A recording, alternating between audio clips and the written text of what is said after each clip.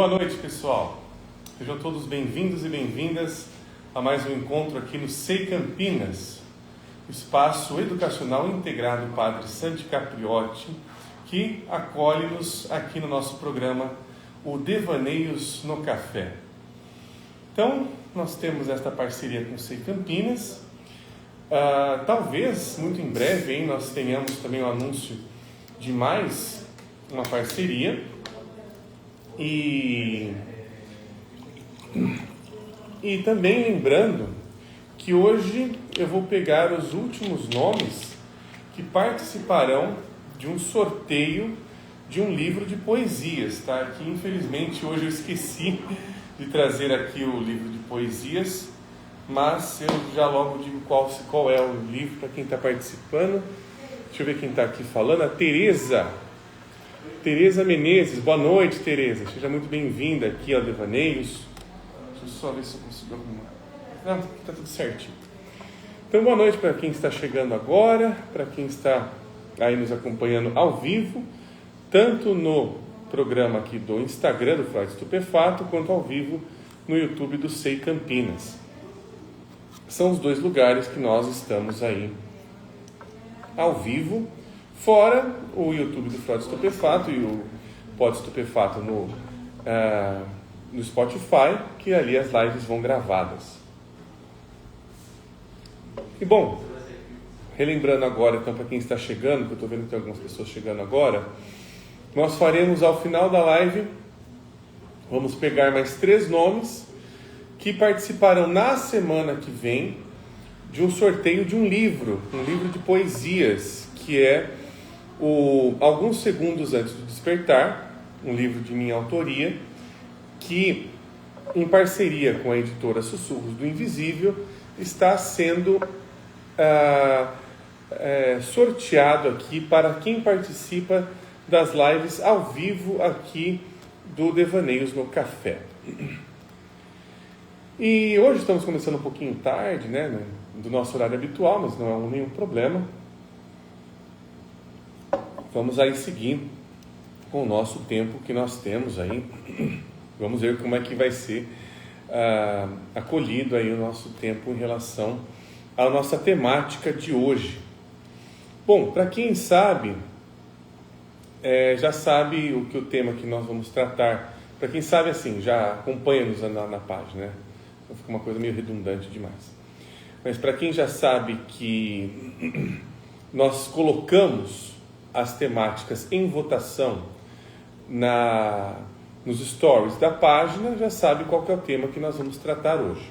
Para quem está chegando hoje, ou para quem está vendo esta live gravada, nós estamos fazendo uma sequência de lives agora com temáticas que são sugeridas pelos seguidores da página Freud Estupefato, onde no domingo ou segunda-feira lanço uma caixa de perguntas para ver ali quais são as temáticas que as pessoas querem que sejam tratadas aqui no Devaneios do Café. E na terça-feira, estas temáticas são votadas. Ali são 4 temáticas, que é o limite que dá as enquetes do Instagram. E essas temáticas sendo votadas, a mais votada torna-se o nosso tema da semana. Até agora não teve nenhum empate para termos ali que fazer um voto de Minerva, uma outra maneira de escolher.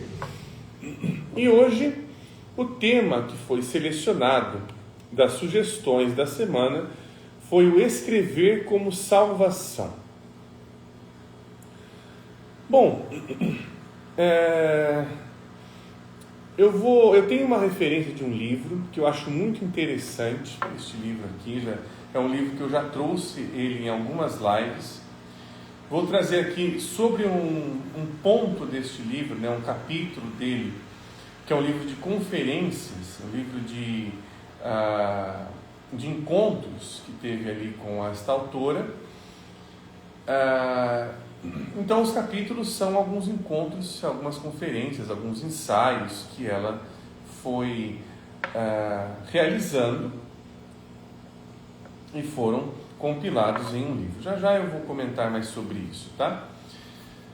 Mas eu queria pegar primeiro esta temática da salvação, este imaginário da salvação, pois o nosso intuito aqui no Devaneios do Café é também de estarmos pegando todas as perspectivas, todas as temáticas e trazê-las, claro que com uma visão psicológica, que nos interessa, mas também com uma visão crítica em relação a para onde o imaginário de alguma coisa, seja ela qual for, nos leva.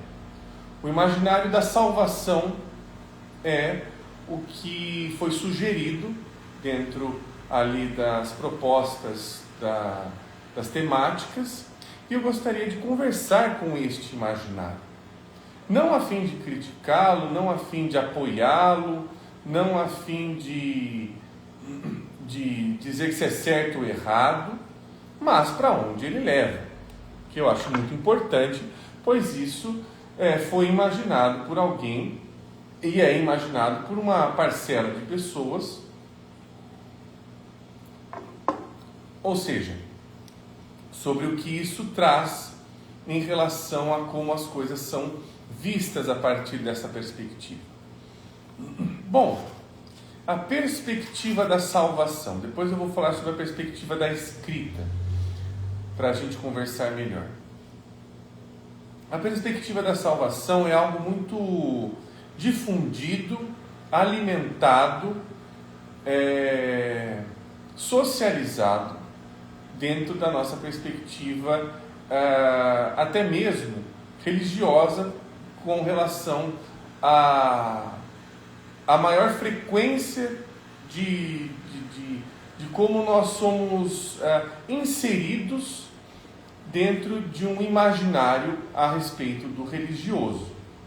Então,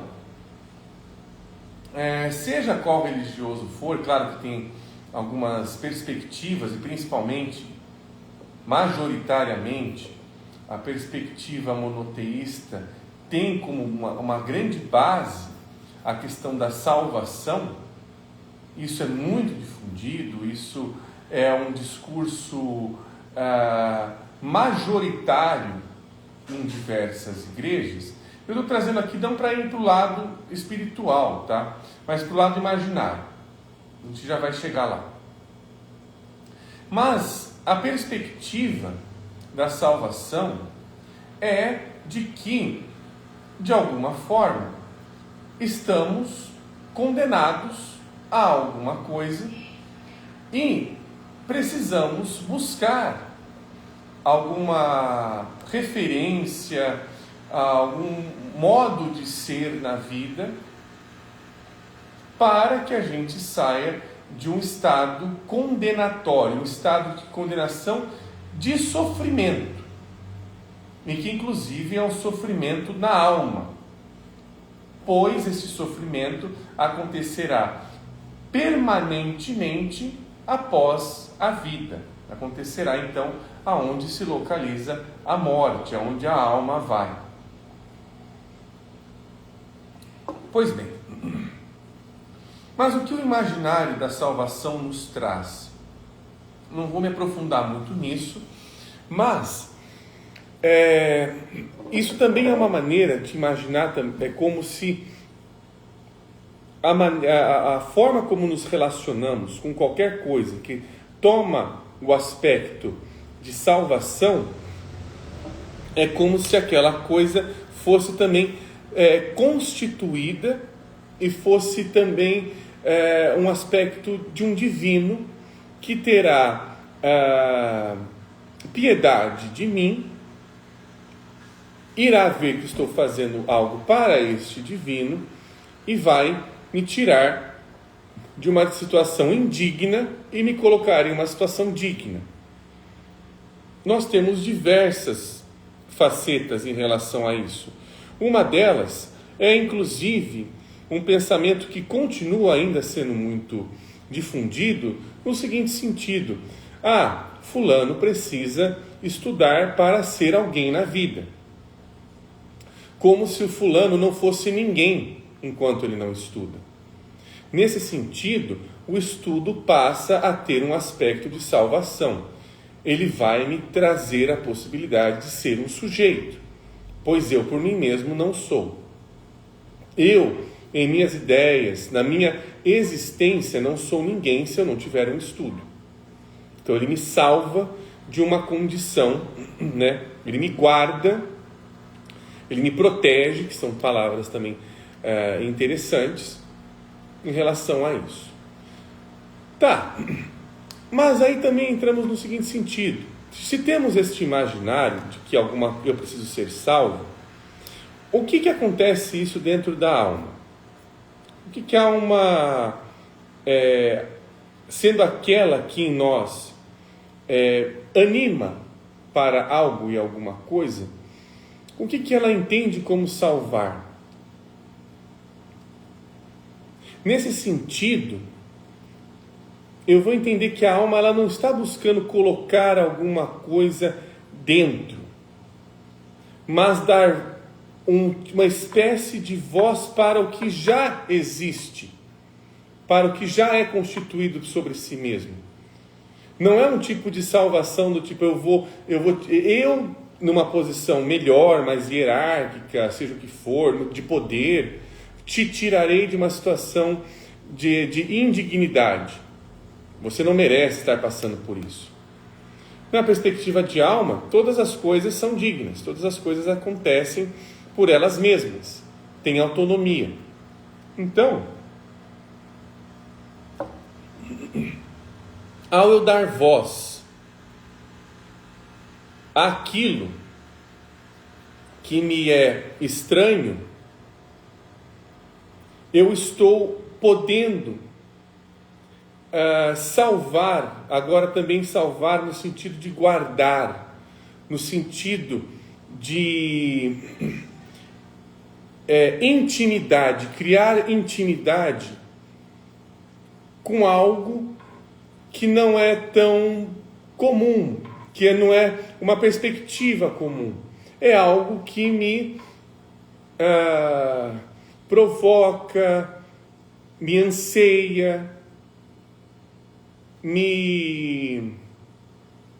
deixa eu ver outra qualidade,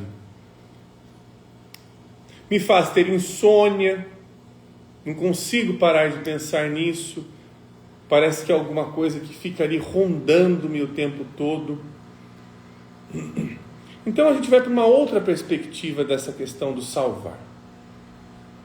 Não do salvar no sentido de me tire-me daqui, mas salvar de olhe para mim do lugar que eu estou. Em vez de a gente tirar alguma coisa da gaveta, a gente vai entrar na gaveta. A gente vai estar junto com a gaveta. Vai para aquele lugar, em vez de tirar a coisa daquele lugar. Então vai ser essa a nossa perspectiva de salvar hoje. Salvar nesse sentido de alma. E para falar sobre isso, falar sobre essas vozes, falar sobre escrita, estamos falando também sobre este aspecto, esta ação do escrever, trouxe novamente Olga Tokarczuk, esta escritora polonesa, ganhadora do Prêmio Nobel de Literatura, agora não vou lembrar o ano, acho que é 2020 alguma coisa, ou 2000 eu não vou, quer ver, tem aqui, até esse livro aqui, ó, tem aqui na lombada dele, ó, Prêmio Nobel. Ela é uma ganhadora do Prêmio Nobel. Agora o ano que ela eu não vou lembrar. Deixa eu ver se tem aqui na contracapa. Deixa eu ver se tem aqui. Não tem nenhum nome aqui na contracapa. Tem um discurso do Prêmio Nobel dela aqui, se não me engano. Fico curioso para saber essas pequenas informações aqui, ó. O narrador sensível, discurso do Prêmio Nobel de Literatura, mas não tem o ano. Aqui não estou vendo o ano. Depois quem puder aí, se conseguirem achar no Google, para mim, por favor, achem. Mas o que é interessante desta escritora polonesa? Ela tem como um referencial as obras de Jung. Muito das escritas dela, inclusive aqui a gente tem capítulos, quer ver? Olha o nome de um dos capítulos deste livro aqui, ó, de uma das conferências, de uma palestra que ela deu. A psicologia da criação literária do mundo.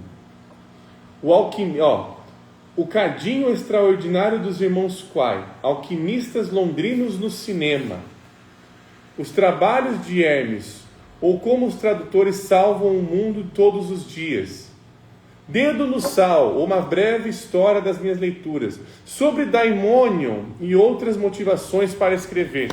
Tudo isso aqui são coisas que o Jung já tocou, que o Jung já trouxe à psicologia. A mitologia, quando ela fala de Hermes, a própria alquimia, o Daimon, como este gênio, essa voz interior, que é uma voz que me orienta, me desorientando, é uma voz que me orienta pelo não. Todas essas são referências sobre o Jung, tá? E bom, há um capítulo neste livro chamado A Psicologia do Narrador, que eu considero, é um capítulo mais extenso. Eu acho que eu não sei se é uma palestra ou um ensaio, eu acho que é mais não sei se é uma palestra ou um ensaio mesmo, eu realmente não captei aqui qual é a origem. Mas ele fala muito e muito bem sobre a temática de hoje. E eu queria trazê-lo para cá, para a gente imaginar então a escrita e para onde a escrita nos leva. Se a gente está falando que salvar aqui é também numa perspectiva de me leve para as gavetas, então salvar de quê? E aqui é interessante, que eu queria trazer alguns... Tem um subcapítulo dentro deste capítulo, aqui na página 137, que eu quero lê-lo inteiro. Mas antes disso eu quero introduzir com alguns grifos que eu fiz aqui da fala dela. Eu acho que isso é uma palestra. Essa psicologia do narrador aqui, se não me engano, é uma palestra, porque ela está escrita falando para outras pessoas aqui. Então vamos lá. Deixa eu achar meu grifo aqui. Aqui, ó. Aqui ela vai fazer uma amarração, como ela mesma diz aqui no início deste capítulo, que ela não é só uma escritora, tá? Ela vai se descrever como uma escritora e uma artesã. E como uma boa artesã, ela aprende a dar bons nós, a fazer boas vinculações de uma coisa com a outra. E aqui, como uma boa artesã, ela vai articular a psicologia com a literatura, com a narrativa literária. E olha que interessante o que ela diz aqui já na introdução a este capítulo / palestra. De todos os métodos disponíveis no enorme mercado dos estudos literários, uso apenas um: a boa e velha introspecção. Esta é a ferramenta, inclusive a ferramenta psicológica que ela utiliza-se para escrever. Lembramos, aliás, que foi a partir da introspecção que desenvolveu toda a ciência psicológica. O meu ponto de vista será pessoal e, sinceramente, inverificável. Aqui ela já nos coloca em um paradoxo, colocando que este método da introspecção é um método da psicologia, criado, inclusive, pela psicologia, mas que não é um método de corroboração. Ele não está tentando provar alguma coisa. Ele está tentando expressar alguma coisa. Dar a esta coisa uma perspectiva. E é isto que ela faz. E ela localiza-se em relação a ela mesma. Como este fenômeno acontece em mim. Qualquer bom poeta, qualquer bom escritor faz isso. Rilke faz muito isso. Ele utiliza-se como sujeito e instrumento daquilo que ele está vendo. Ele não separa uma coisa ou outra. As duas coisas acontecem ao mesmo tempo. Só um maluco de um poeta faria algo assim. E aí nós podemos entrar nessa parte aqui da página 137, que diz o seguinte. Eu não sei se eu já mostrei a capa do livro, esqueci de fazer isso. A capa do livro é essa aqui, tá, pessoal? Olga Tokarczuk, Escrever é muito perigoso, desta editora que eu sempre esqueço o nome dela, deixa eu achar aqui. Editora Todavia. Bom, eu vou ler aqui o subcapítulo chamado Voz, que eu acho ele de extremo interesse que tem aqui. Depois ela vai entrar num outro capítulo bem interessante chamado Estranho, mas eu não vou chegar lá. Eu quero ficar mais com este capítulo, que ele tem uma essência muito interessante sobre o trabalho artesanal da escrita. O trabalho artesanal de alma também. A reflexão sobre o narrador dos nossos romances não surge de repente, mas ao mesmo tempo não costuma nos interessar até que ouçamos nossa voz repercutida nas palavras alheias. Eu, no início, tampouco me debrucei sobre isso. A admiração prematura, narcisista e penetrante pela emissão da própria voz, lembra a alegria de uma criança que começa a balbuciar e fica espantada, enxergando reações aos sons que produz como prenúncio do poder. Escrevo, invento. O assunto parece óbvio e natural, como mover-se, andar e falar. Jovens autores ou autoras que sucumbem à sensação muito sedutora da alegria da escrita, muitas vezes presumem espontânea e irrefletidamente que o responsável por isso é o mesmo eu que se realiza a cada dia. O eu que come, que dorme, que viaja, que ama e por aí vai.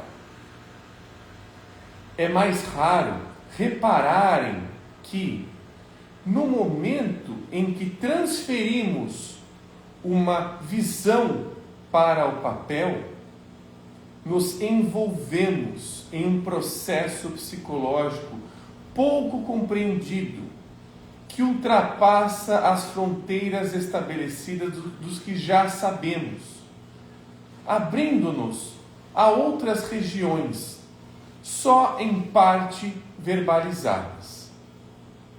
Aqui então ela está saindo da escrita como um ato comum, como um ato fútil, e percebendo que nesta escrita, que ela dá este nome da introspecção, mas que nós podemos ir e falar sobre a imaginação, é aonde um outro começa a verbalizar-se. Um outro que habita em mim, um outro que está ali atuante em mim, começa a ganhar seu próprio corpo. Não um corpo que vai ficar totalmente visível. A escrita não transforma nada em totalmente visível. A escrita permanece fiel à imaginação. Pois todas as coisas que estão sendo trazidas não existem verdadeiramente, estão sendo anunciadas, evocadas por uma voz. E eu só consigo ter acesso a elas quando eu tenho acesso à imaginação que ela me propõe. E aí continua.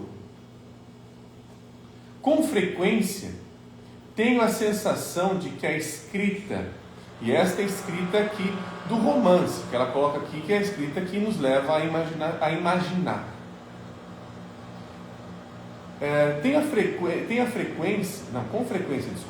Tenho a sensação de que a escrita exige mais do que uma boa história, um tópico, por mais fantástico que este seja, uma pesquisa minuciosa e todas as outras condições, um teto todo seu, um pouco de calma, tempo livre e coisas e afins. O autor ou a autora tem que entrar em uma corrente peculiar, imprescindível para que surja uma narrativa. Caso contrário, ela permanece para sempre uma visão cintilante e imprecisa.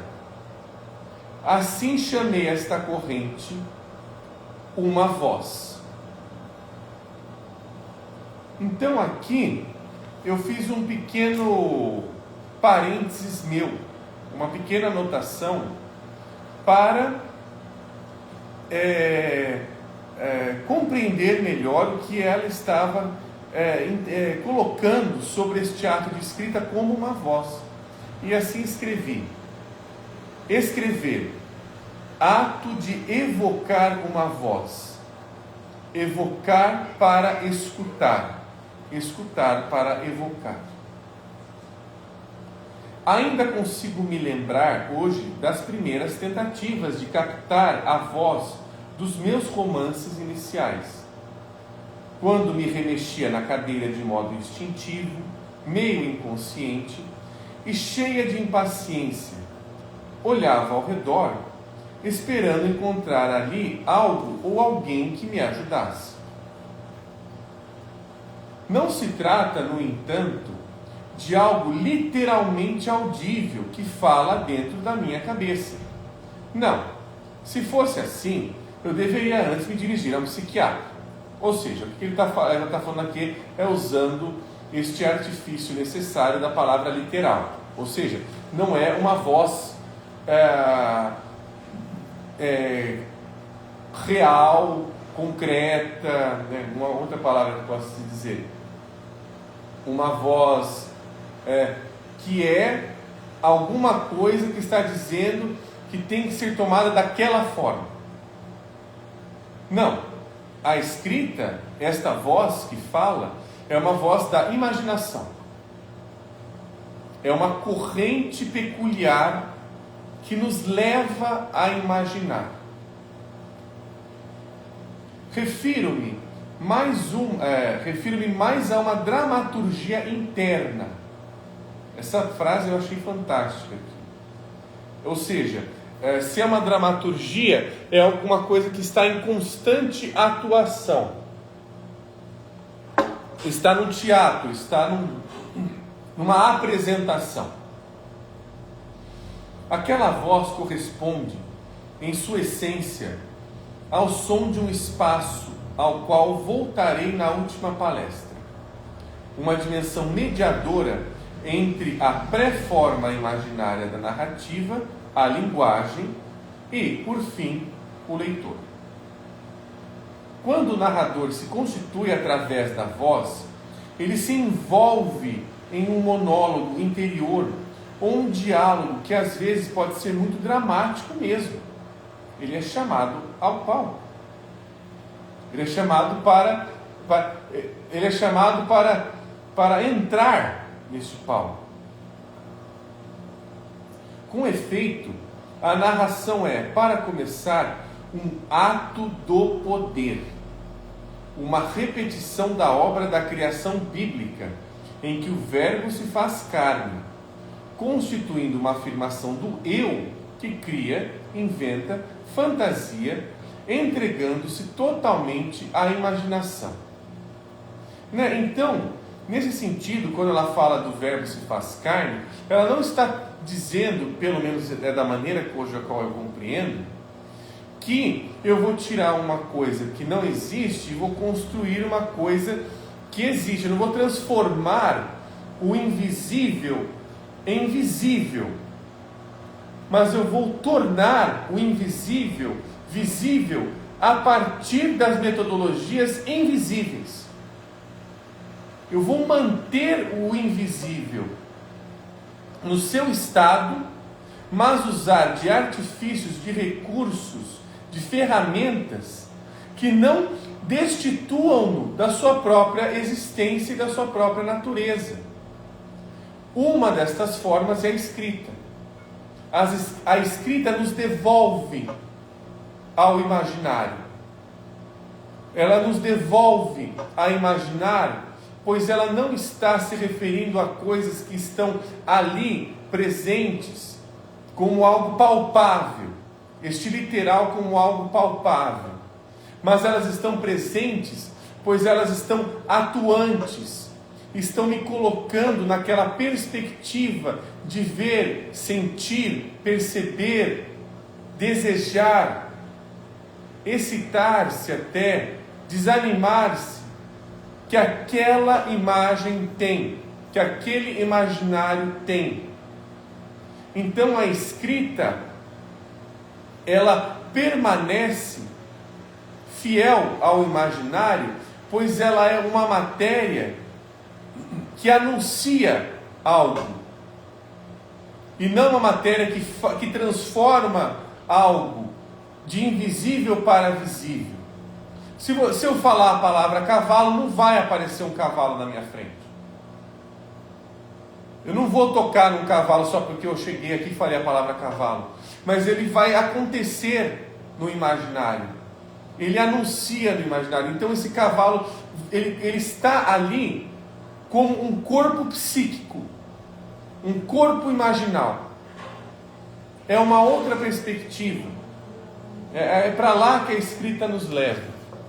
Ela salva o imaginário nesse sentido, guardando o imaginário na sua própria forma de ser, no seu próprio lugar, no seu próprio lar. Ele nos devolve. Por isso existem tantas metodologias, até mesmo psicológicas, da escrita terapêutica, por exemplo.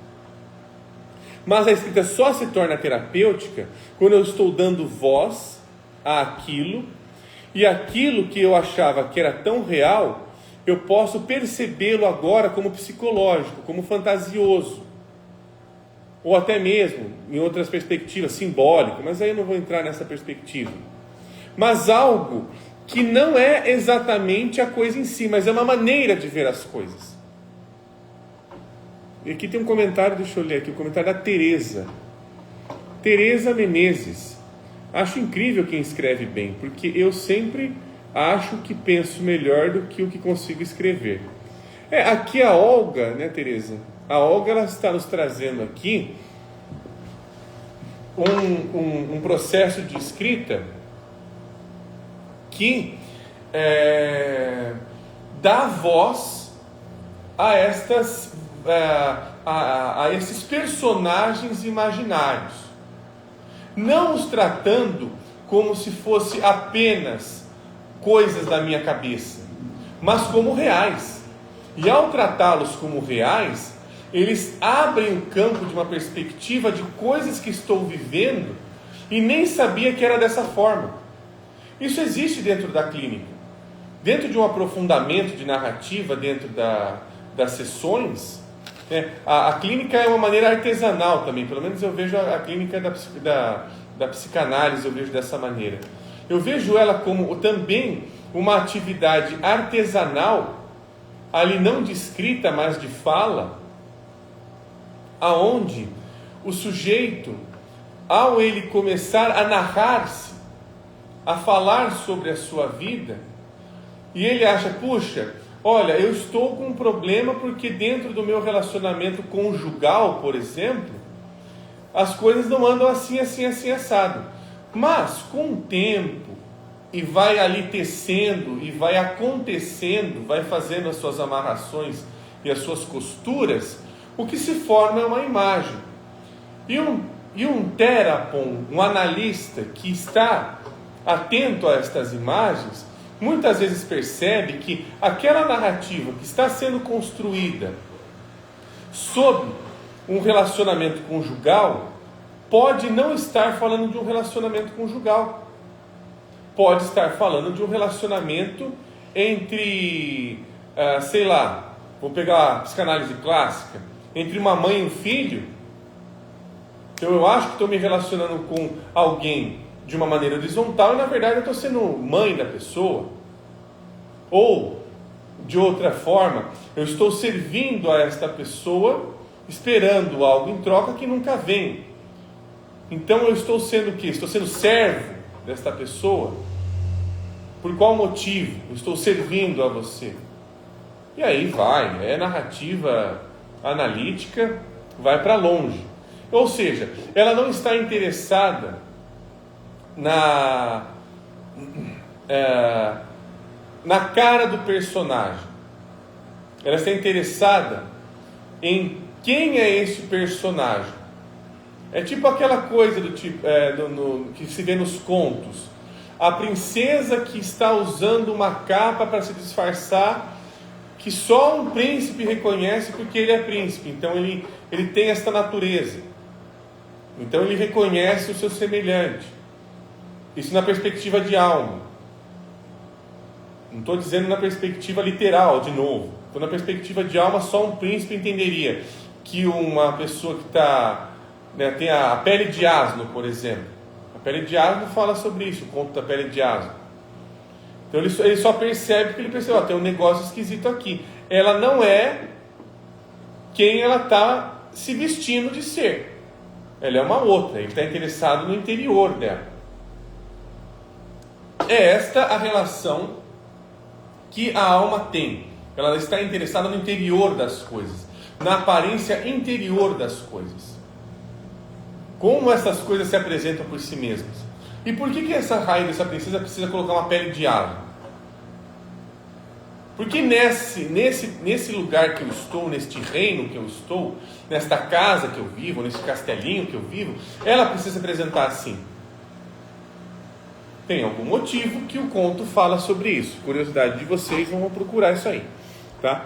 Estou só aguçando a imaginação. Tem alguns comentários aqui em cima do Tiago. Oi, boa noite, estava em atendimento, estou chegando agora. Boa noite, Tiago, seja muito bem-vindo aqui. Estamos em andamento com o nosso tema, escrita como salvação. Aqui na nossa perspectiva do Devaneios. Enila, através da escrita, a imaginação do leitor é inseminada pela imaginação do escritor. Há uma relação atemporal acontecendo, eu concordo plenamente. É uma relação onde, inclusive, é muito interessante ver isso, porque dentro da escrita nós estamos nos relacionando com a fantasia das coisas, e não com a coisa em si. Eu estou imaginando o Monteiro Lobato.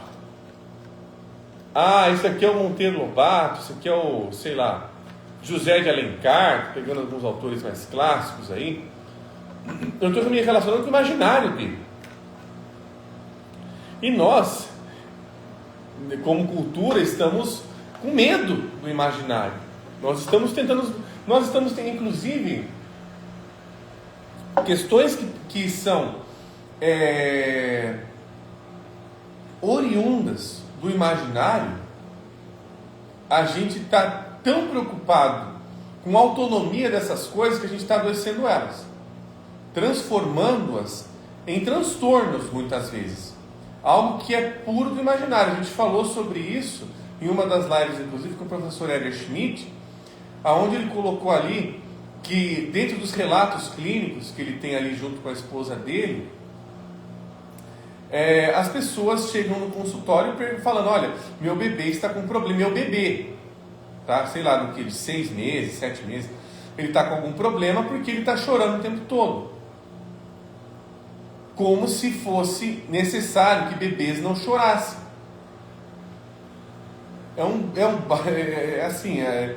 Percebe como nós estamos longe do imaginário das coisas? É como se fosse um problema.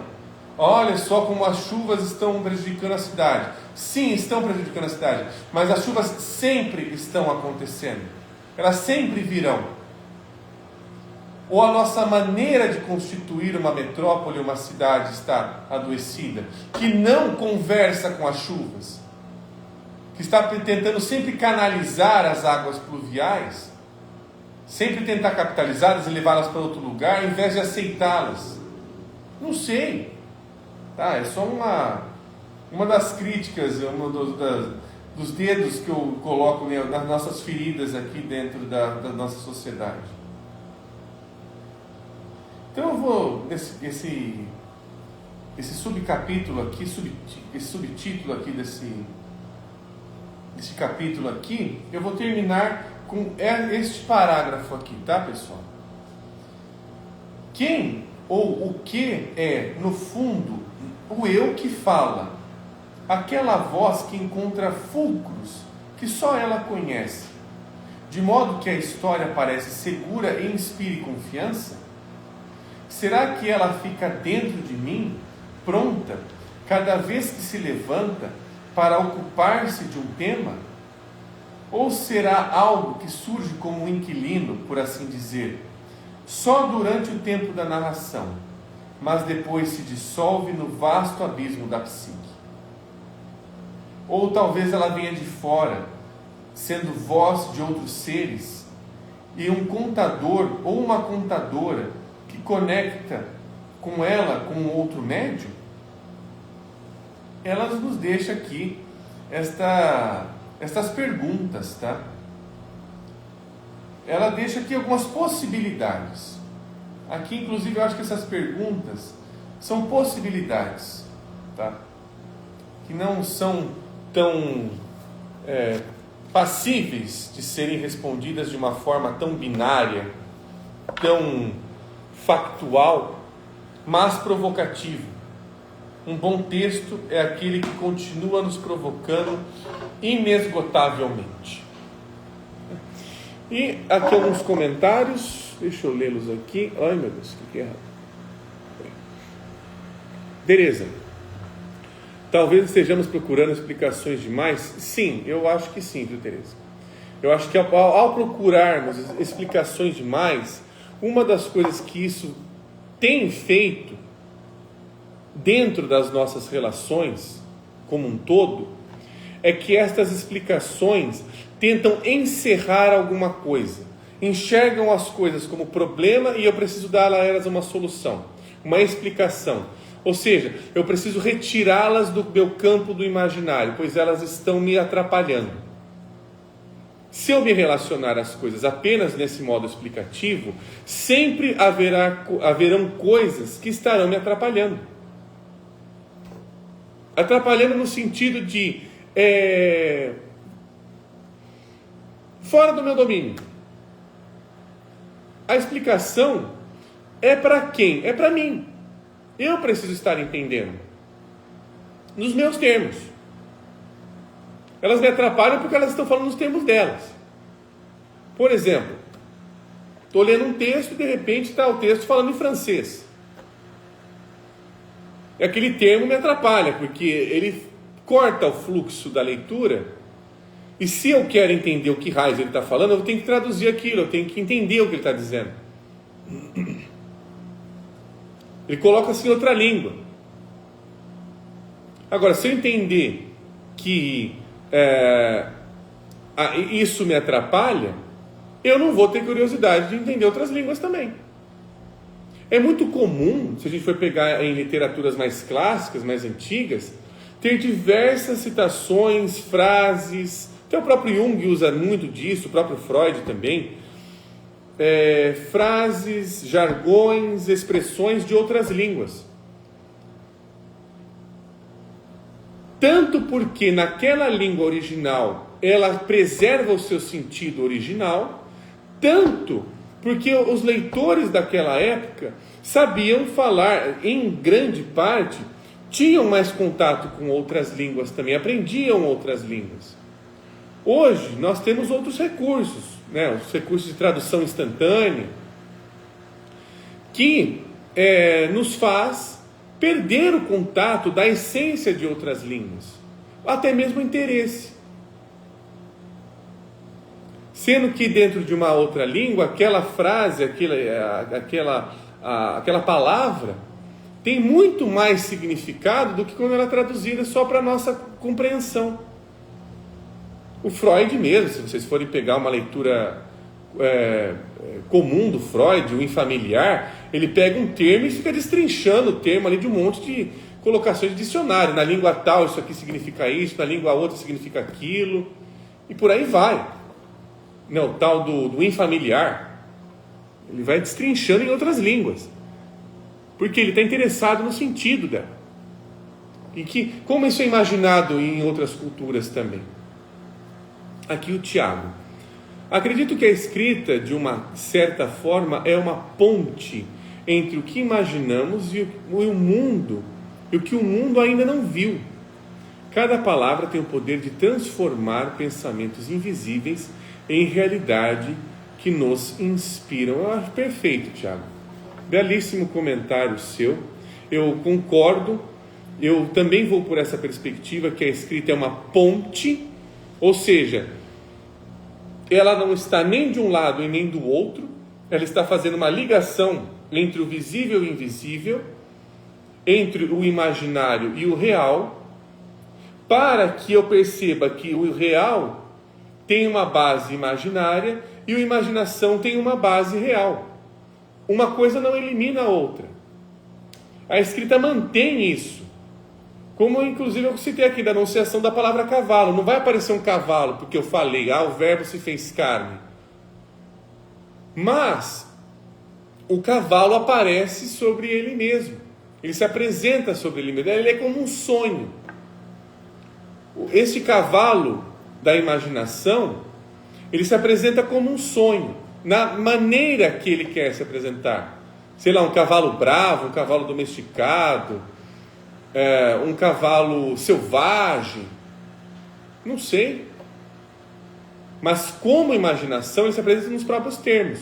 E ao narrar esse cavalo, quanto melhor eu puder narrar esse cavalo, mais eu me interessar pelo cavalo e não explicar o cavalo, mais ele vai podendo fazer esta ponte com coisas que acontecem nesta vida visível nossa que a gente tem e que não são tão perceptíveis, tão fáceis de se captar. Eu achei um comentário muitíssimo pertinente, Tiago. Muito bom. E bom, pessoal, estamos encerrando aqui a nossa live, terminando aqui, e perguntando aqui agora, se alguém mais vai querer participar do sorteio do livro de poesias. Se alguém quiser, eu já anoto aqui. Vou pegar os 3 últimos nomes. Se ninguém for participar, eu já vou dar os 6 nomes ali que vão estar concorrendo. Então, hoje eu pego mais 3 últimos nomes. Quem gostaria de participar do sorteio de um livro de poesias? O livro de poesias que eu escrevi, alguns segundos antes de despertar. Valéria,